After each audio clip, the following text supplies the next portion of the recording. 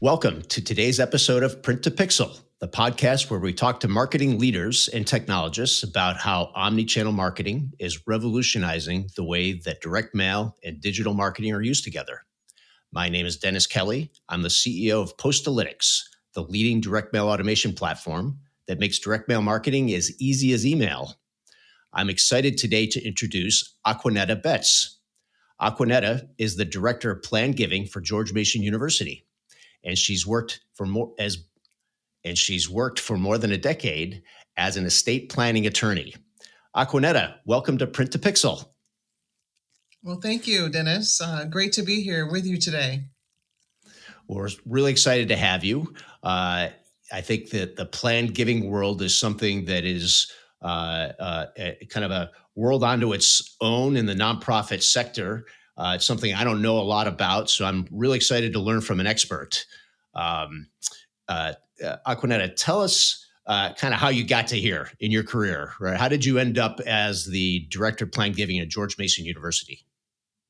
Yeah, my path to where I am today, sort of a roundabout story, a few twists and turns.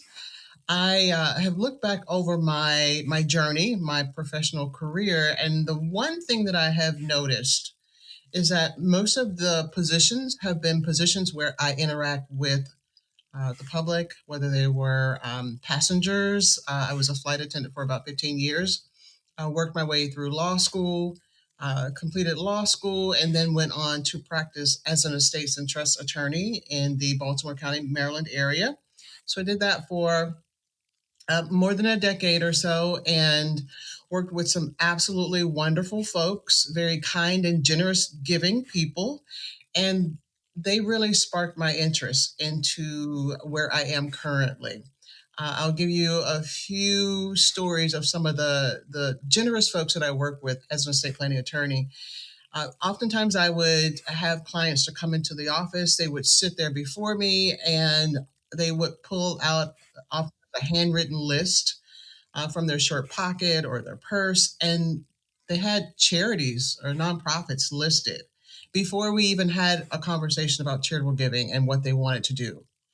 And it touched me in so many different ways because I thought there are people that many nonprofits are not even aware that they're going to make these really significant gifts.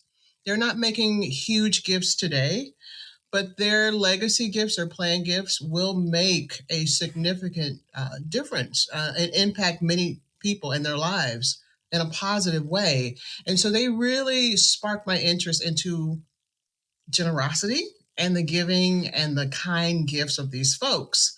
And I started looking into nonprofits and I reached out to a few nonprofits in the area and I said, hey, there are some folks who are going to leave you really nice, sizable gifts. And I don't believe they're on your radar. You're not really stewarding those folks. So I just wanted to give you that info. And I started doing various presentations, different alumni associations, other nonprofit groups. And then I realized that planned giving was actually a career option. I started attending some of the local planned giving council events and met some folks who were doing this work. And I got really interested, started looking into it.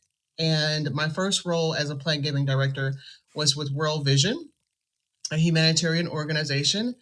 And I just fell in love with the marriage of my estates and trust background combined with the charitable giving, the generous gifts that folks were making.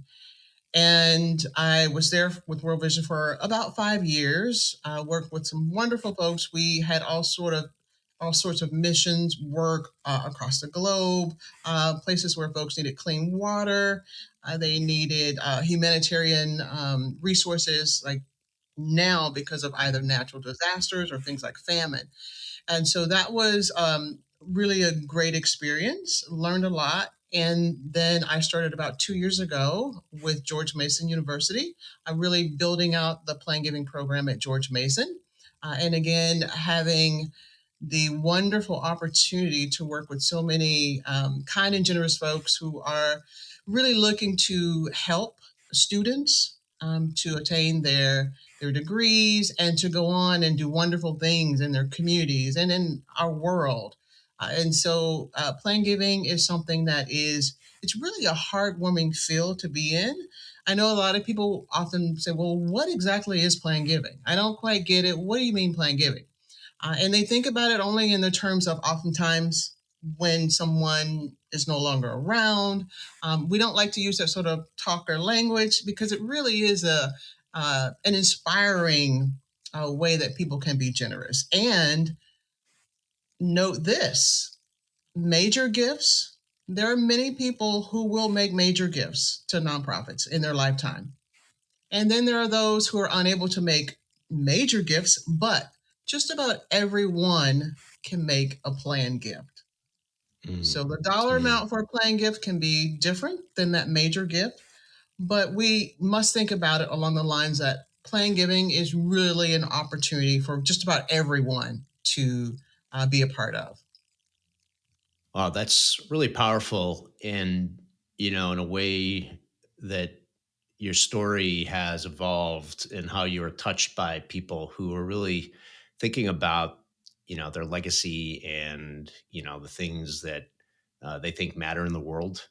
And, they want, part of their legacy to support those things.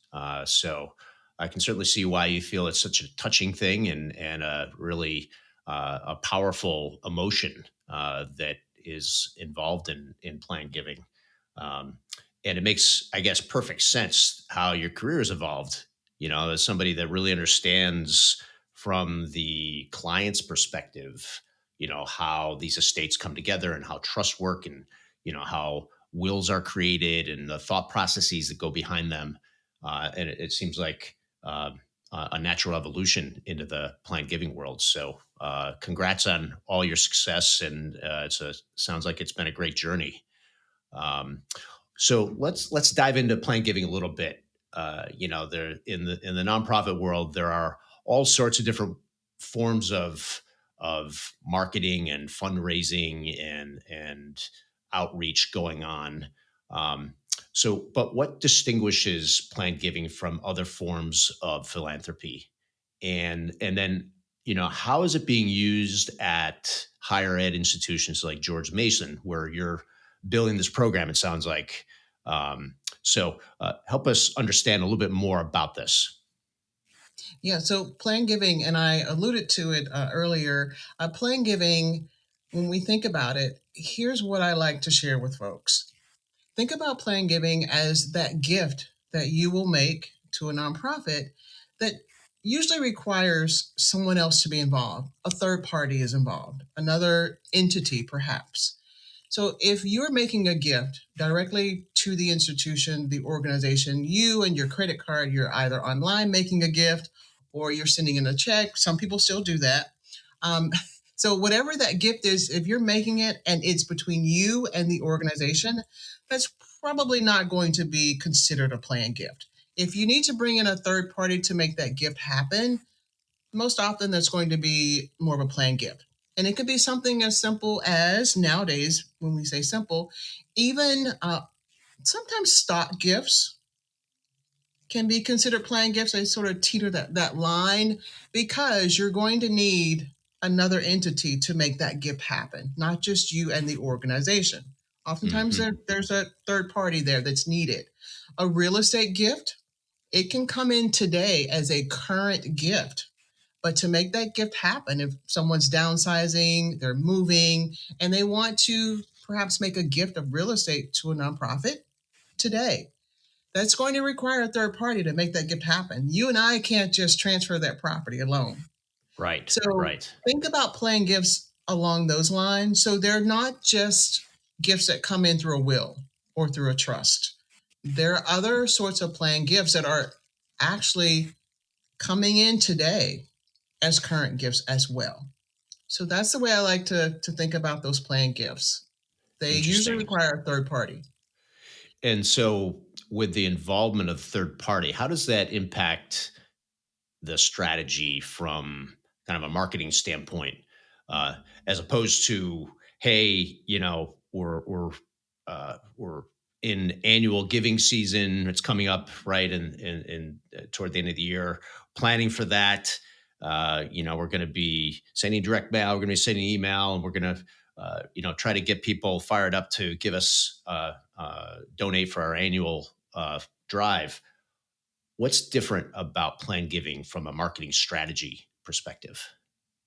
Yeah, this is great. I had a conversation on yesterday with someone, and she said she's a baby boomer, and she said to me, she said, Aquanetta, I want my giving to be easy to do.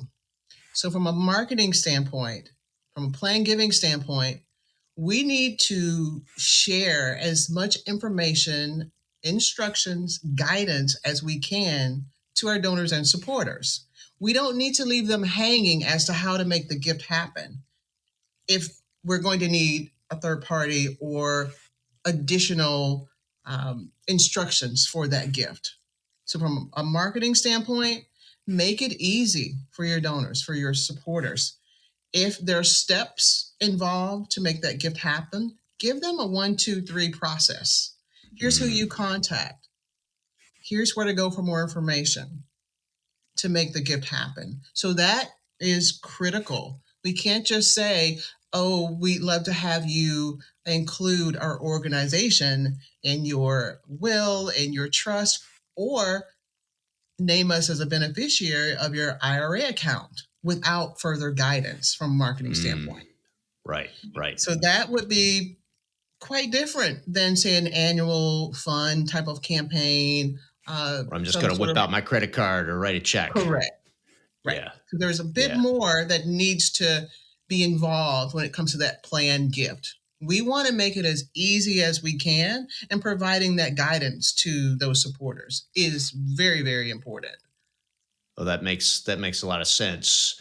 I think about, I'm in the tech world, and there's this concept that we've all adopted called content marketing, where you put out educational content that is designed to help people learn, and then as a part of that, you're incorporating your brand recognition, and you're building up your organization as a resource for people that you want to target as potential customers. It sounds like it'd be kind of a similar process where you'd be building a lot of educational content.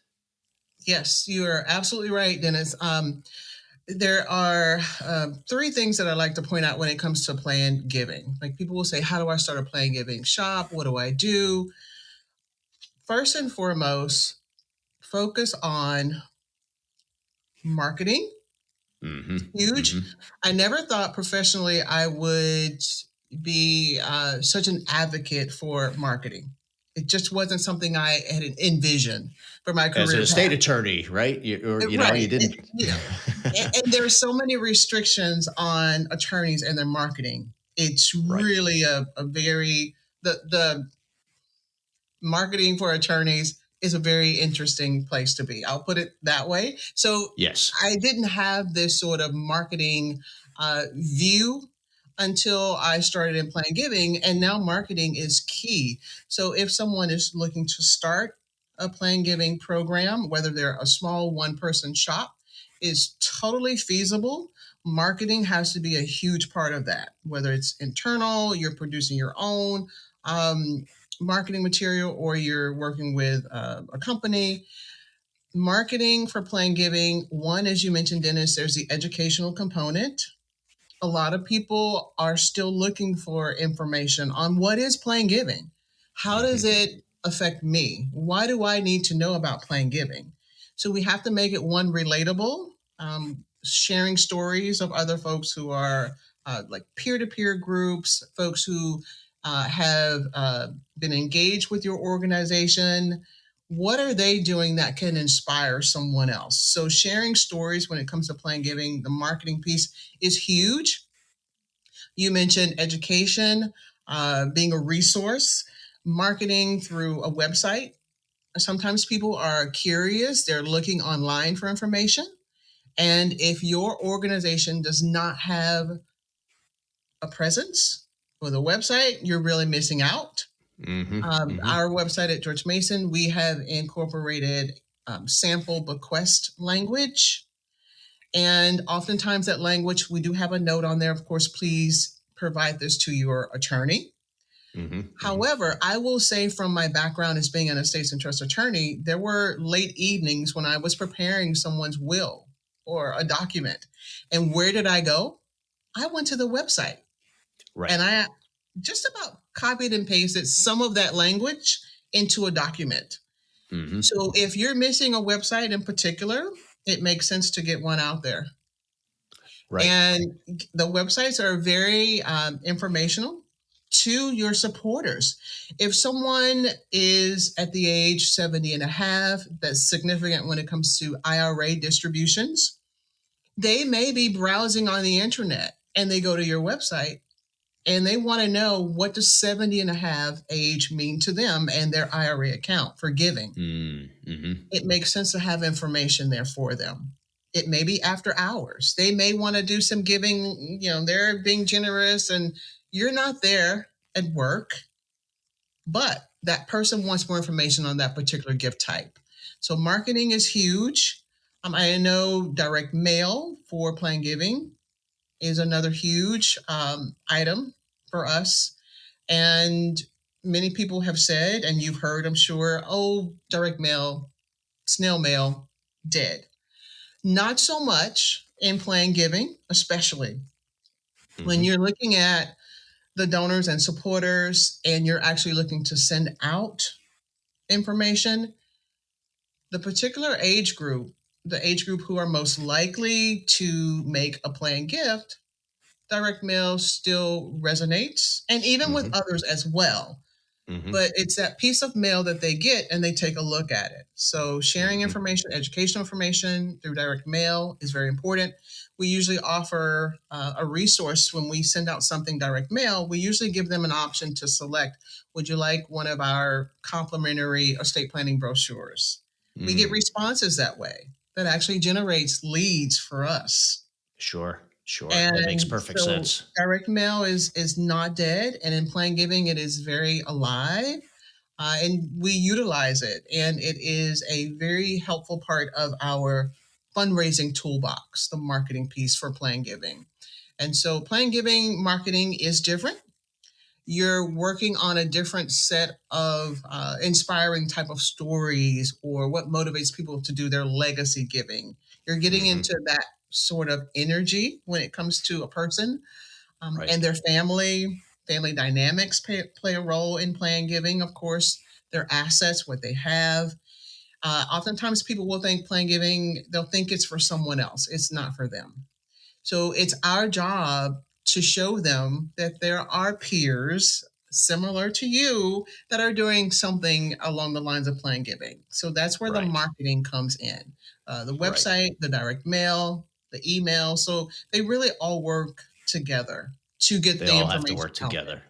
Yeah. Exactly. Yeah. And there's so much there. And that's really the basis of omni-channel marketing is that, you've got a strategy and you need to be in the channels where people are. Yeah. And, one of the things we see, is we're a direct mail automation platform. We serve a number of different industries.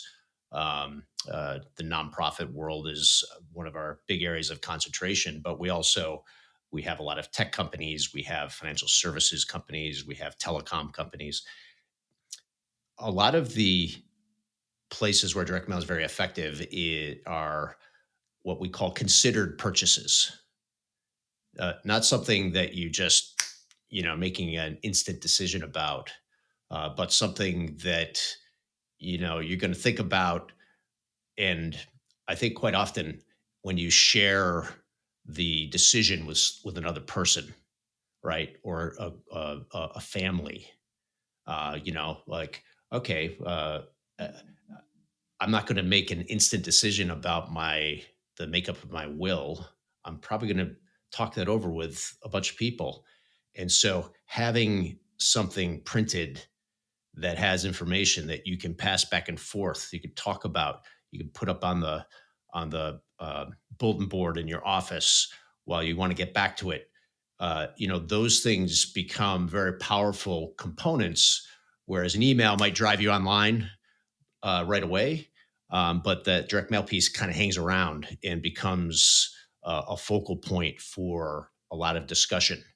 And but I think that the great thing that has really evolved is, as you said, the website then becomes a deeper resource for research and understanding. So, you get that direct mail piece, you set it aside, an email comes in that day. Oh, yeah, I want to get back to that. And then you sit down with your significant other at night and you start talking about it. You hop on the website from a link right from that direct mail piece or that email that you got. And then you can dive in much deeper and really wrap your head around that considered purchase. And so there's so much commonality, I think, between some different industries. And obviously, the planned giving world has a flavor all onto itself, but some of the characteristics of these very considered decisions are very similar. Yeah, yeah, absolutely. I love that phrase, considered decisions. So it is so appropriate for planned giving because, as you mentioned, the family, you will have the family to have those discussions. Of course, you'll have spouses, you have children involved. Are there young children? Are the children independent? So, what's the status of the children, the grandchildren? Is Mm, someone retiring? The financial advisors should be involved. The insurance person should be involved. So all these folks play a role in these considered decisions. And so mhm. having that direct mail piece, as you mentioned, to bring it along, to pass it along to someone else, or to, as you said, pin it on a board and you can go back to it or look at it as something on your to-do list. Certainly, it all makes sense, and it is a part of the whole picture for marketing when it comes to plan giving. And so that is critical for a plan giving shop, regardless of size of the plan giving shop.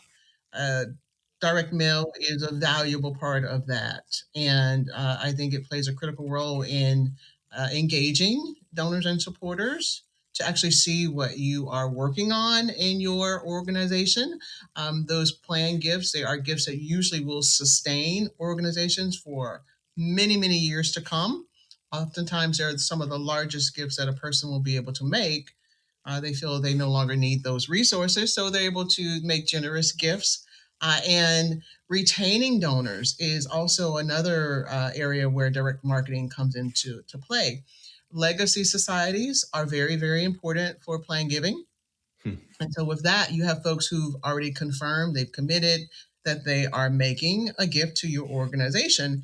Now, what do we do with that information? We need to use that information to make sure we steward these folks very well because there's a study, there's data out there that shows most folks will keep their wills around for a while without making changes, but oftentimes the last update to an estate plan can happen when a person actually when in their 80s.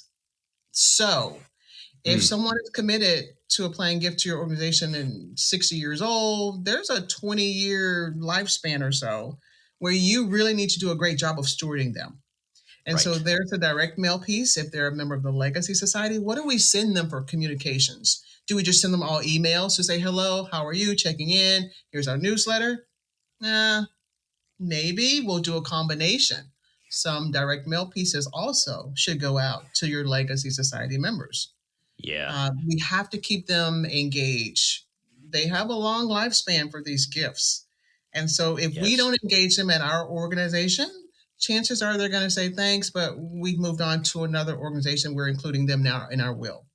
And so Right. it behooves Right. us to keep them engaged, to retain those gifts, and communicate with them regularly. And direct mail certainly has a place in a legacy society as well.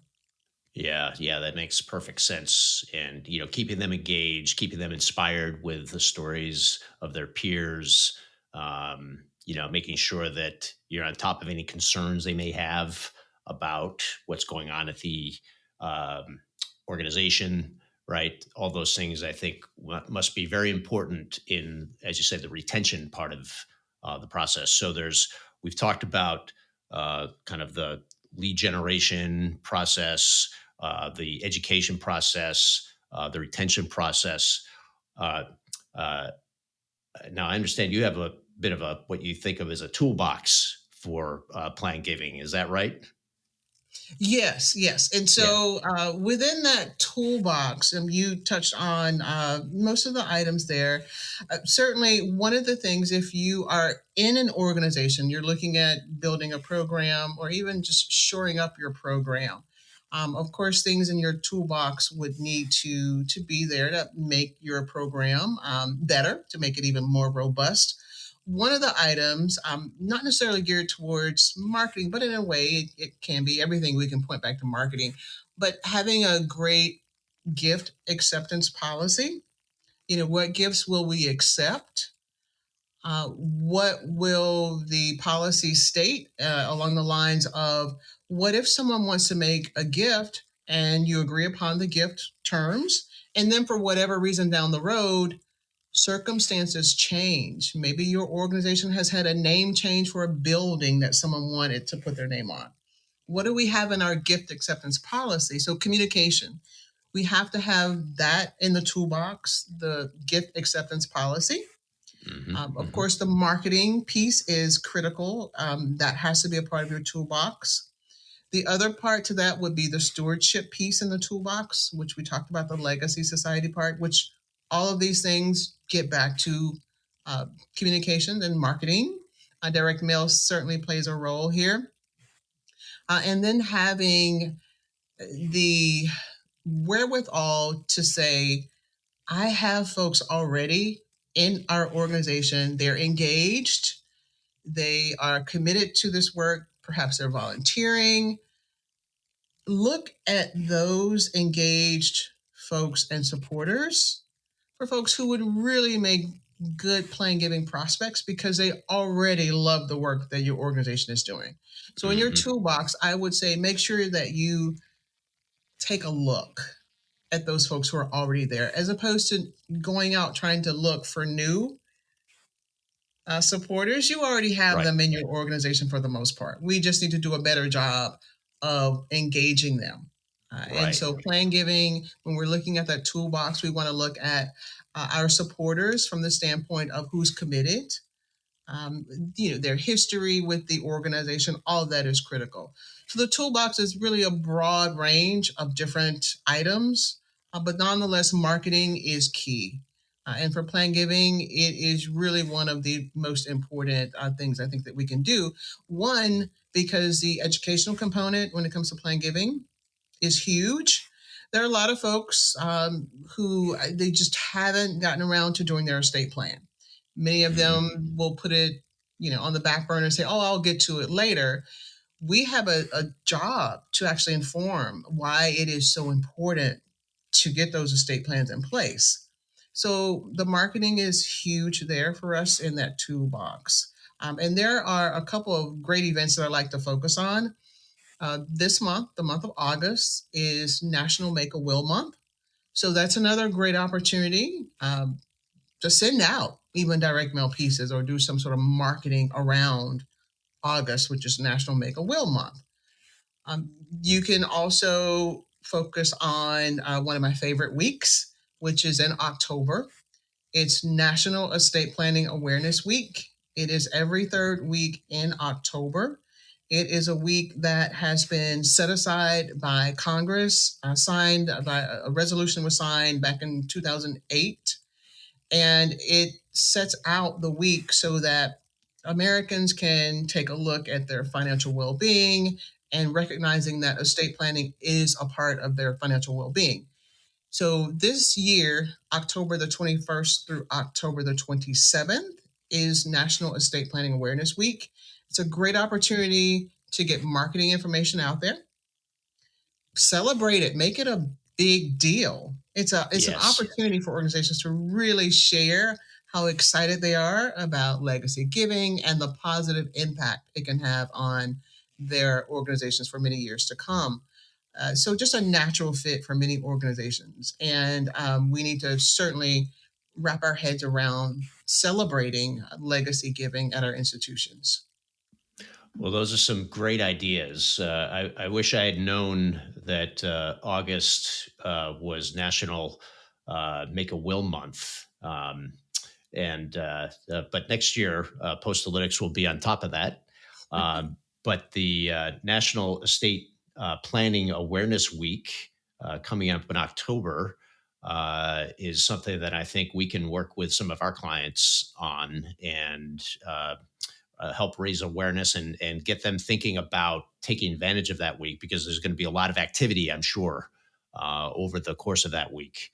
And so, the good news with Postalytics, you don't need 6 months to plan a direct mail program. You can bang it out in a week because it's all software. So we can help people maybe that are scrambling and looking to get some work done for that week. Aquanetta, it's been such a pleasure to speak with you today. I've learned a lot about the plan giving world.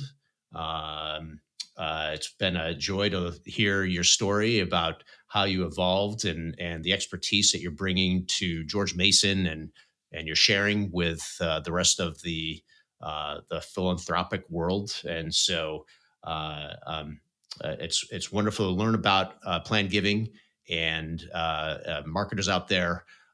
We talked about some universal things that really are true across a wide variety of different industries and nonprofit marketers. If you're not thinking about planned giving, start thinking about it soon because it can have a big impact on your institution. Aquanetta, if the audience is interested in connecting and wants to reach out to you, what's the best way for them to learn more about what you're doing or reach out and connect? Yeah, I can be reached on LinkedIn, Aquanetta Betts. That's a great place to reach out. You can send me a message there. I'll certainly respond. You are free to contact me through George Mason University. Our website is there. My information is there as well. I'd love to hear from you all. Excellent. Aquanetta Betts, Director of Planned Giving, George Mason University. Thank you so much. It's been a pleasure. And thanks everybody for listening to Print to Pixel. We'll look forward to speaking with you again very soon. Thank you, Dennis.